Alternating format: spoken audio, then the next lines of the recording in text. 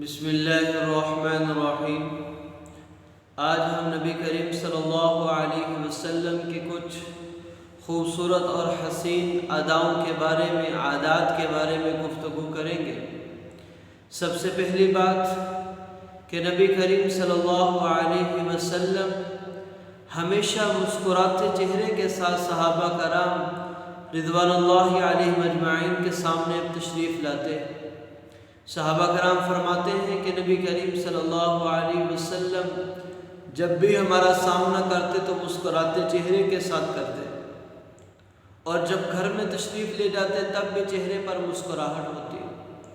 کبھی آپ صلی اللہ علیہ وسلم پورا منہ کھول کر کہ جس سے حلق نظر آنے لگے، داڑھی نظر آنے لگے، ایسا نہیں، کھلکھلا کر نہیں ہنستے تھے بلکہ مسکرا کر ہنستے تھے۔ اور ایسے ہی آپ صلی اللہ علیہ وسلم کے عظیم صفات میں سے یہ صفت تھی کہ جب بھی دو چیزوں کے بارے میں نبی کریم صلی اللہ علیہ وسلم کو اختیار دیا جاتا تو آپ صلی اللہ علیہ وسلم جو آسان چیز ہوتی، عمل کے اعتبار سے آسان ہوتی، اس کو اختیار کرتے۔ اس لیے امت پر شفقت کے لیے، امت پر مشقت کے خوف سے مشکل چیز کو اختیار نہ کرتے۔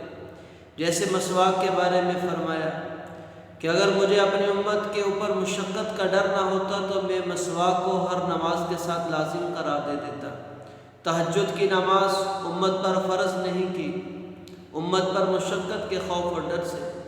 ایسے ہی کئی سارے ایسے اعمال ہیں جن کو نبی کریم صلی اللہ علیہ وسلم نے صرف امت کے اوپر آسانی کی خاطر اختیار کیا۔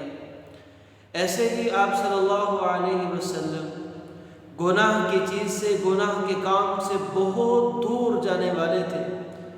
ایام جاہلیت جو مشرکین مکہ کے اندر رسومات تھی اور طرح طرح کے برے عقائد تھے، برے افعال تھے، نبی کریم صلی اللہ علیہ وسلم نبوت ملنے سے پہلے بھی تمام بری عادات، بری باتوں سے، برے کاموں سے بہت دور رہنے والے تھے، بھاگنے والے تھے۔ ایسے ہی اپنی ذات کی خاطر نبی کریم صلی اللہ علیہ وسلم نے کبھی کسی سے انتقام نہیں لیا، یعنی آپ صلی اللہ علیہ وسلم کا حلم، آپ صلی اللہ علیہ وسلم کا درگزر کرنا اس قدر تھا کہ اپنی ذات کی خاطر کبھی بدلہ نہ لیتے تھے، اور امت کو پیغام تھا کہ آدمی کا کمال، آدمی کی عزت، آدمی کا شرف، آدمی کا وقار بدلہ لینے میں نہیں بلکہ اللہ تعالیٰ نے معاف کرنے میں رکھا ہے۔ لیکن اگر اللہ کی کوئی حدود، کوئی پامال کرتا، اللہ کی کسی گناہ کا ارتکاب کرتا اور وہ شدید سزا کا مستحق ہوتا تو اس کو ضرور سزا ملتی۔ یہ نہیں کہ اللہ کی حدود پامال ہو رہی ہوتی، اللہ کی حدود کو توڑا جا رہا ہوتا اور آپ صلی اللہ علیہ وسلم خاموش ہوتے، نہیں، بلکہ جہاں پر اللہ کے حکم کو توڑا جاتا اور اس کی شرعی سزا ہوتی تو ضرور لاگو کرتے۔ تو معلوم ہوا کہ آدمی اپنی ذات کے اعتبار سے اگر کسی سے کوئی زیادتی ہو جائے، اسے چشم پوشی اختیار کرنی چاہیے، اسے درگزر کر لینا چاہیے۔ جہاں تک اللہ کی حدود کی بات ہے تو وہاں پر اگر صاحب اقتدار ہے، اللہ نے اس کو اختیار دیا ہے تو اس کی شرعی سزا بھی ضرور ملنی چاہیے۔ ایسے ہی نبی کریم صلی اللہ علیہ وسلم کسی کو غلطی کے موقع پر فوراً نہیں ٹوکا کرتے تھے۔ آج تو ہمارے ہاں رواج بن چکا، کسی کی غلطی ہو فوراً اسے پکڑتے ہیں، فوراً روکنے پر اور اس پر فوراً فتویٰ لگا دیتے ہیں، روکنا ٹوکنا شروع کر دیتے ہیں، برا بھلا شروع کر دیتے ہیں۔ لیکن نبی کریم صلی اللہ علیہ وسلم غلطی کرنے والے کی غلطی کو تحمل، برداشت، بردباری سے برداشت کرتے، صبر کا مظاہرہ کرتے، پھر بہت ہی احسن طریقے سے پاس بلا کر اسے سمجھاتے۔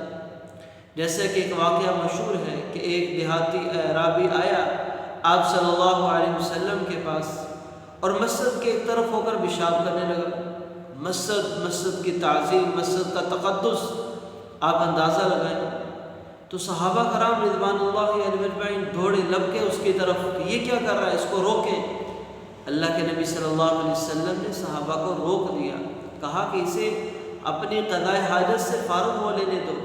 جب وہ فارغ ہوا اسے پاس بلایا اور عظمت بٹھائی کہ بھئی یہ مسجد اللہ کا گھر ہے، اس کو پاک صاف رکھنا ہمارا کام ہے، اس میں ایسے گندگی نہیں پھیلاتے، اور سمجھایا کہ آئندہ نہیں کرنا، اور صحابہ کرام کو کہا کہ گندگی اٹھا دو اور اس پر پانی بہا دو۔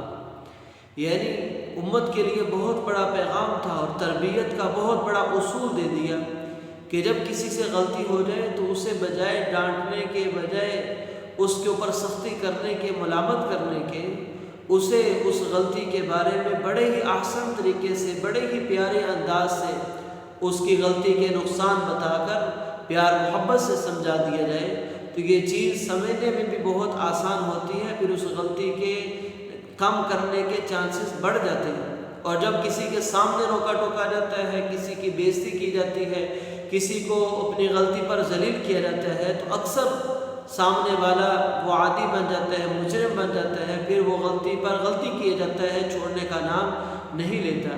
تو جناب نبی کریم صلی اللہ علیہ وسلم کی ان سنتوں کے اندر بہت بڑا پیغام اور درس ہے ہر مسلمان کے لیے۔ اللہ تعالی ہمیں ان سنتوں کے مطابق زندگی گزارنے کی توفیق عطا فرمائے۔ مع السلام۔